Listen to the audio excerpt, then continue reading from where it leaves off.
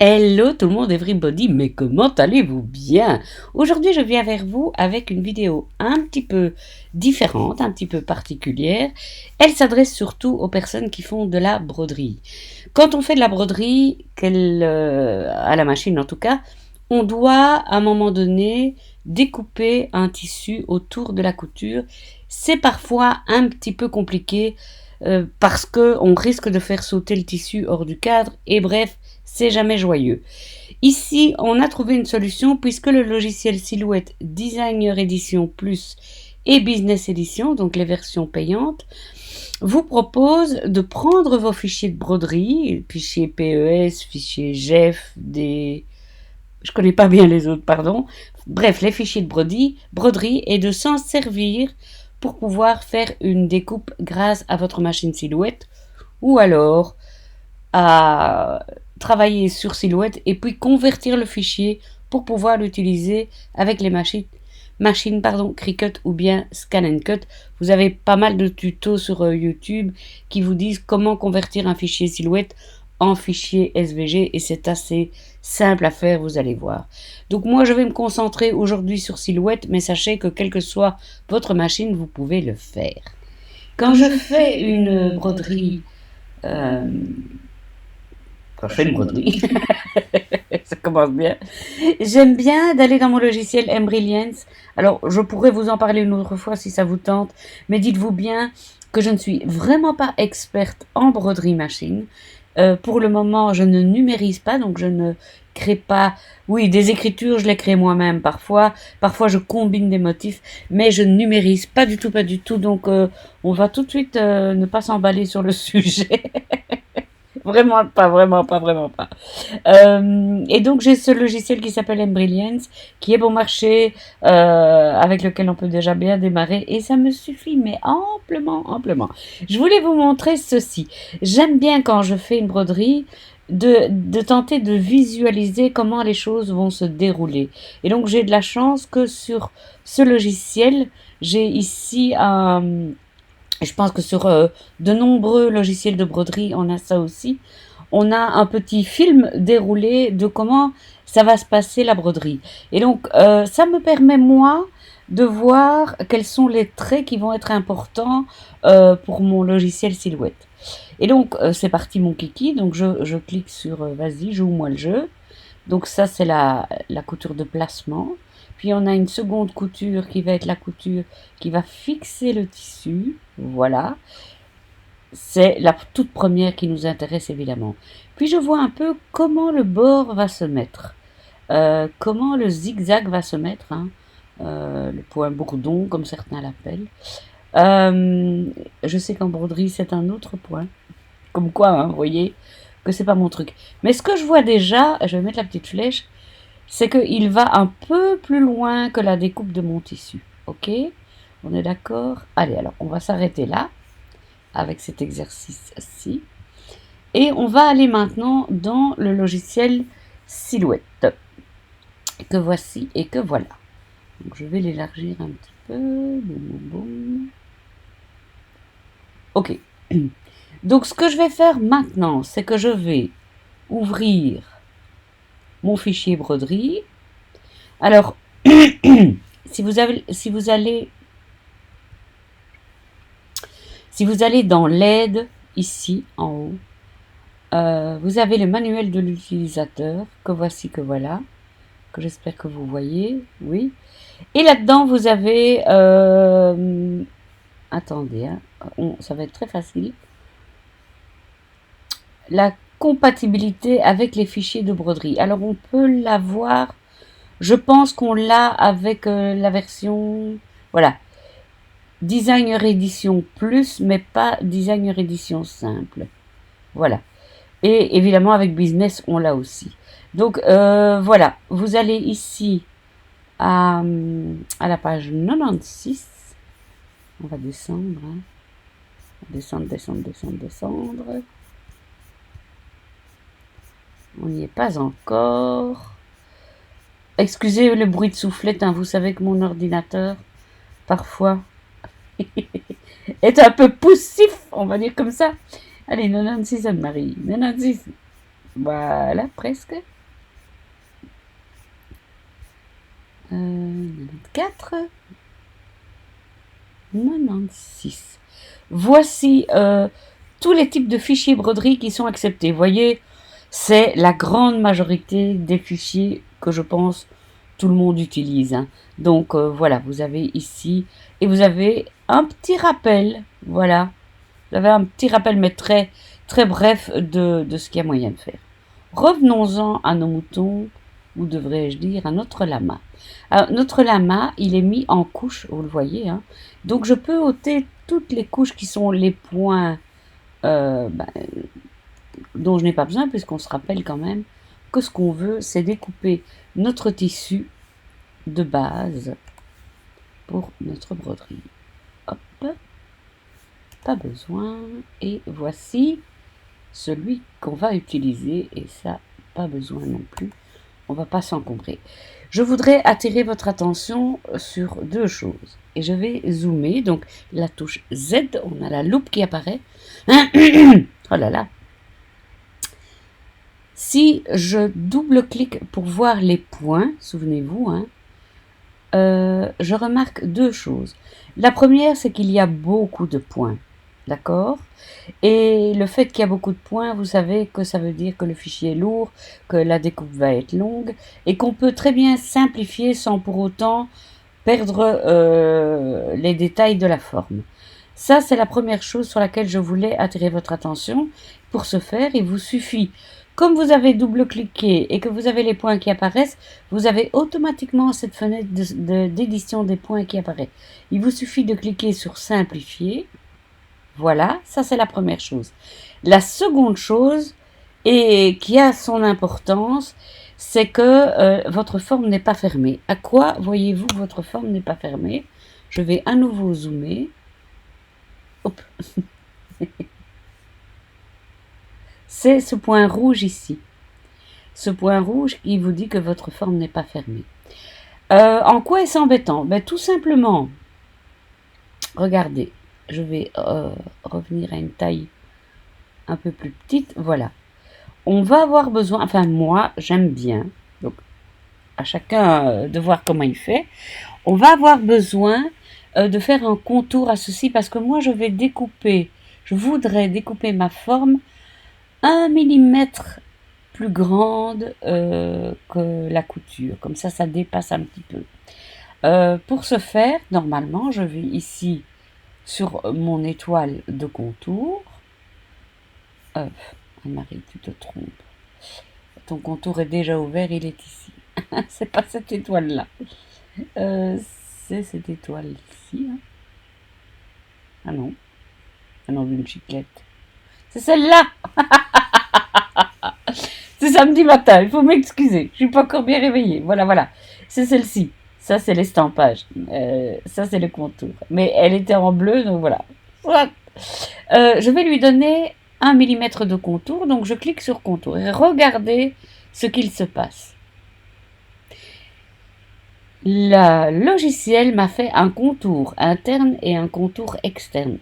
C'est pas ce que je veux, moi. Et pourquoi le logiciel a-t-il fait ça? C'est tout simplement parce que ma forme n'est pas fermée.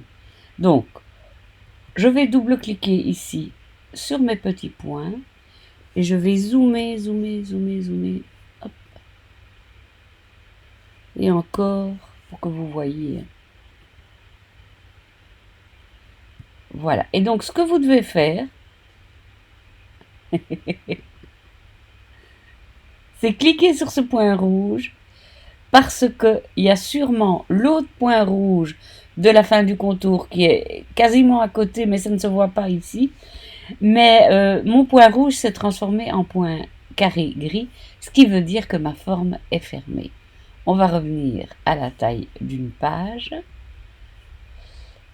Je clique sur mon petit lama chéri et je vais lui donner un contour externe. Donc je vais ici, voilà. Et je vais lui donner, voilà, 0,1 cm,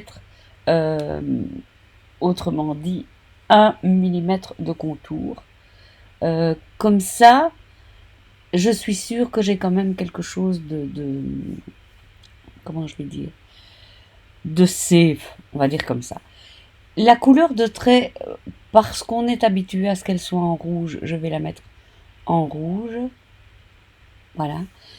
Et ainsi, en zoomant, la touche Z, voilà,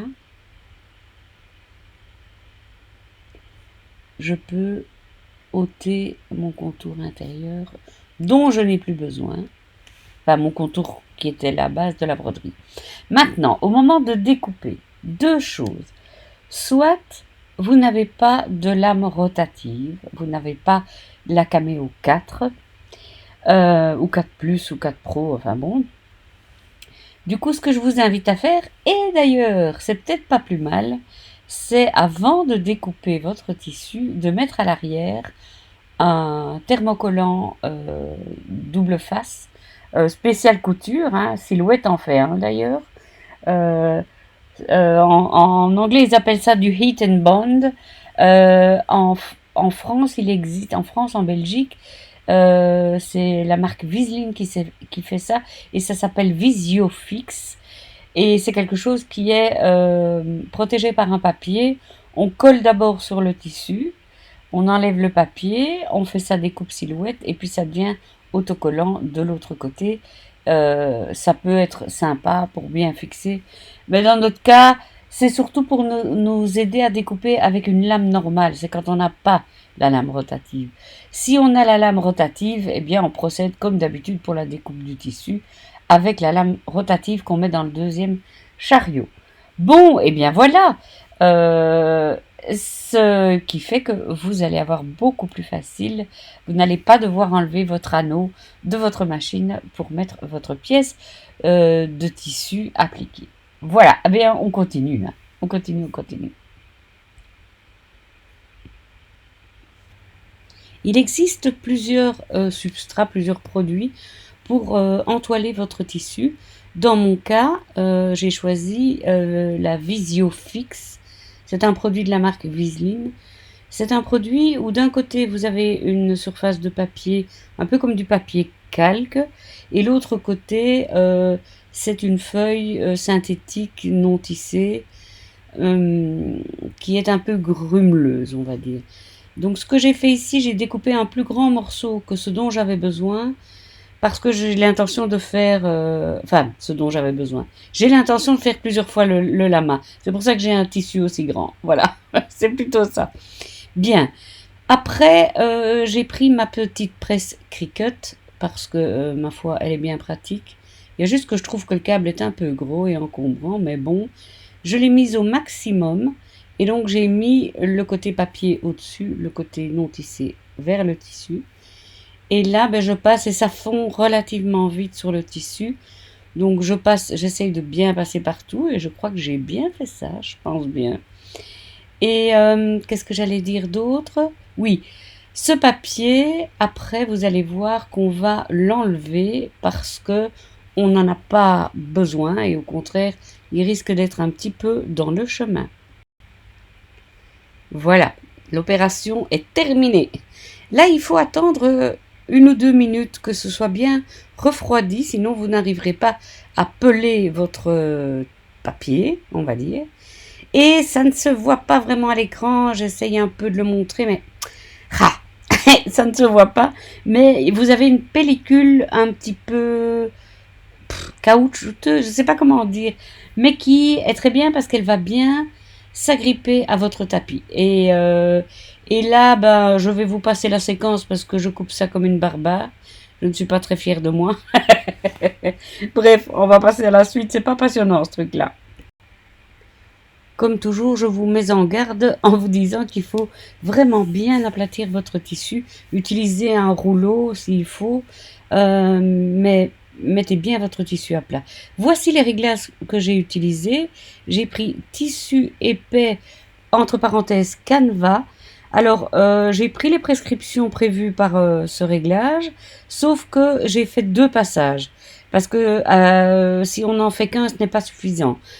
Tous les tissus de coton fin ou semi-épais, je vous conseille quand même de faire 2 passages pour réussir l'aventure. Et malgré ça, malgré tout ça, j'ai quand même à un moment donné dû donner un petit coup de ciseau dans un des 2 lamas, dans un des 4 lamas, oui, il y en avait 4.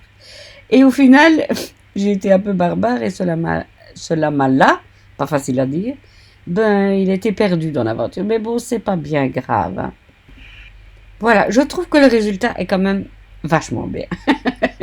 Franchement, je suis très contente du résultat parce que si j'avais dû découper ça sur mon cerceau, mon cercle de broderie, vais-je dire, ça aurait été quand même un peu du chipot, bien que ce ne soit pas très compliqué à faire.